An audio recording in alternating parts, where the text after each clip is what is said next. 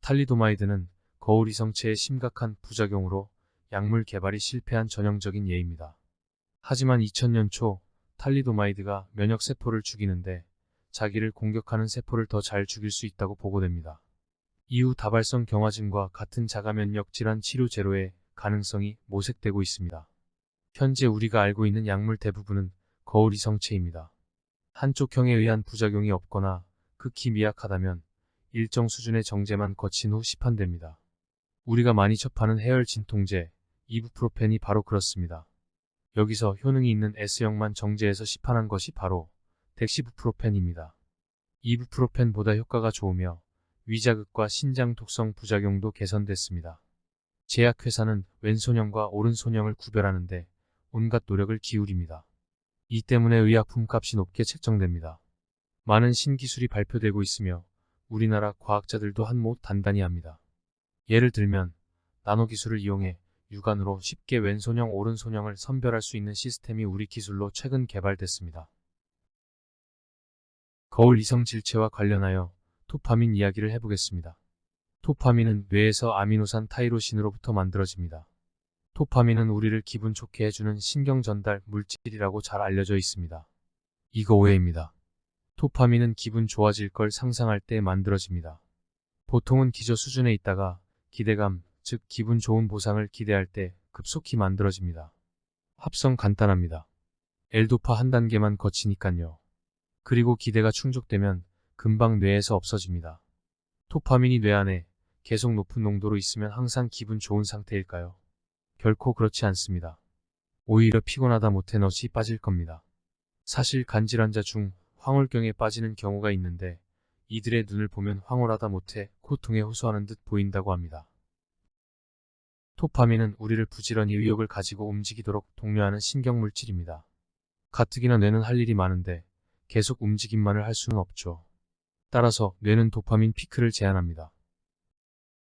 문제는 도파민이 합성이 잘 되지 않은 경우입니다. 파킨슨 환자가 예입니다. 파킨슨병은 근육 떨림 증세로 시작해 근육이 마비되는 퇴행성 신경질환입니다. 이럴 경우 도파민을 주사하면 되는데 뇌는 혈액에 도파민 출입을 허용하지 않습니다. 당연하겠죠. 뇌혈관 장벽에서 걸러집니다. 근데 다행스럽게도 그의 전구체 L도파는 뇌혈관 장벽을 통과합니다. 제약회사는 당연히 L도파를 성공적으로 합성했고 합성 과정에서 거울상 D도파도 같이 나오는데 L도파만 선별 정제했습니다. D도파는 어떤 생물학적 활성을 보이지 않습니다. 그러나 L도파 사용은 주의를 요합니다. 사용량을 늘리다 보면 뇌는 도파민 포화 상태를 경험합니다. 당연히 부작용이 있습니다. 어웨이크닝이라는 영화를 소개합니다. 사랑이 기적이라는 타이틀로 우리나라에서도 개봉됐는데 유명한 신경과학자이자 작가인 올리버 삭슬의 논픽션을 영화로 옮긴 작품입니다. 내용인즉 바이러스성 뇌염 후유증으로 수십 년간 정신은 잠들고 근육이 마비되는 기면증을 앓았던 환자들이 일시적으로 깨어났던 실화를 바탕으로 하고 있습니다. 1969년 미국 브롱스의 한 정신병원, 이곳에는 뇌염 후유증으로 장기간 기면증에 빠져 지내는 환자들이 많았습니다. 이 병원에 새로 일자리를 얻은 신경학 박사 말콤 세이어는 의식이 없어 보이는 환자들이 자신이 던지는 공을 받아내는 것을 보고 그들의 내면이 살아있다고 확신합니다. 비슷한 시기에 그는 L도파라는 신규 약물이 파킨슨 병에 효과가 있다는 정보를 제약회사 연구 심포지움에서 접하게 됩니다. 파킨슨 환자의 근육 마비가 뇌에서 도파민을 만들어내는 세포가 죽기 때문이라는 가설이 대두되던 시점에 세이어 박사는 자신의 기면증 환자도 도파민 부족 때문에 근육 마비가 왔다고 생각합니다. 병원 내 회의적인 시각에도 불구하고 한 환자 레너드를 대상으로 실험해 봅니다. 몇 번의 시도 끝에 기적같이 레너드는 기면 상태에서 벗어나 근육을 자기 의지대로 움직일 수 있게 됩니다. 그는 정상적인 일상의 생활을 만끽합니다. 여인을 만나 사랑도 하고요. 그러나 잠시뿐 레너드는 행동 이상, 감정 폭발, 흥분, 망상 같은 부작용을 겪기 시작합니다. 여느 중독성 약물과 같이 일정 효과를 유지하기 위해 L도파 투여량을 증가시켰고 그에 따라 뇌의 도파민 양이 너무 증가했기 때문입니다. 약을 끊어야 했지요.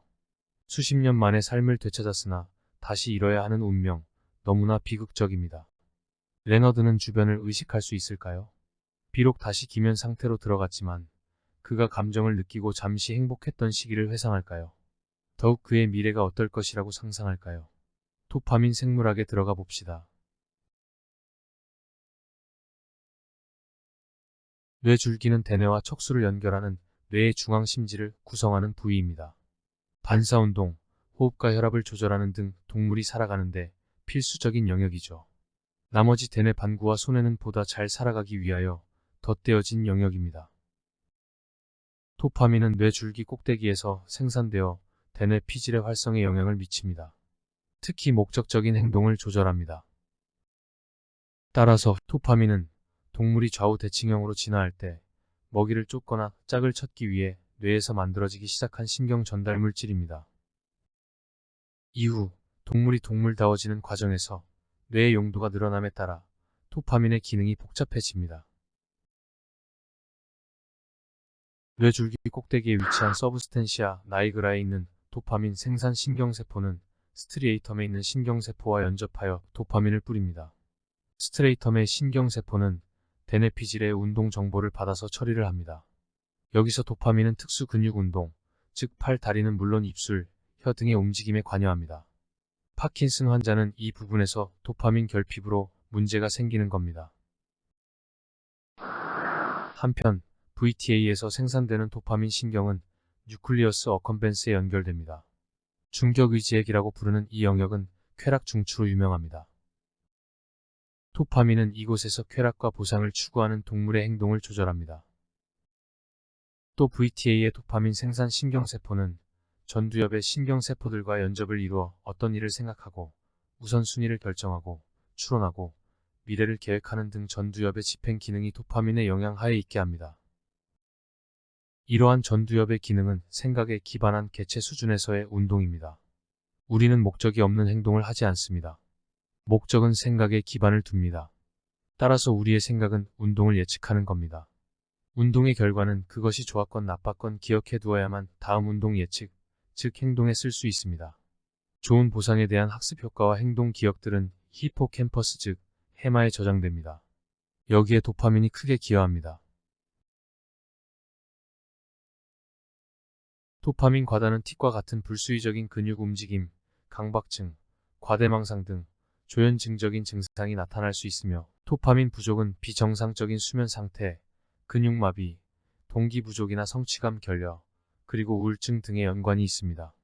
반복적인 강렬한 도파민에 휩싸인 뇌는 점차 거기에 적응합니다. 같은 수준의 쾌감을 기대하며 색다름을 추구하는 데는 한계가 있습니다.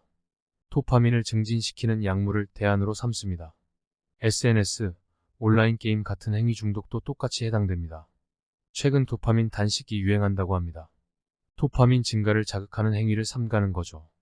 맛있는 음식, 집중운동, 음악, 쇼핑도 삼가하면서 도파민 기저 수준을 낮추는 생활을 추구한다는 겁니다. 그러면 조그마한 자극에도 도파민이 쉽게 올라가 행복감을 느낄 수 있으니까요. 그런데 도파민은 전혀 상반된 성격을 지닌 두 가지 회로를 자극합니다. 쾌락과 보상을 위한 욕망회로와 미래의 목표를 위해 현재의 고통을 참을 수 있게 하는 통제회로가 바로 그것입니다. 욕망회로를 잡기 위해 시작한 도파민 단식이 통제회로까지 꺼지게 한다면 단식의 의미는 무너집니다.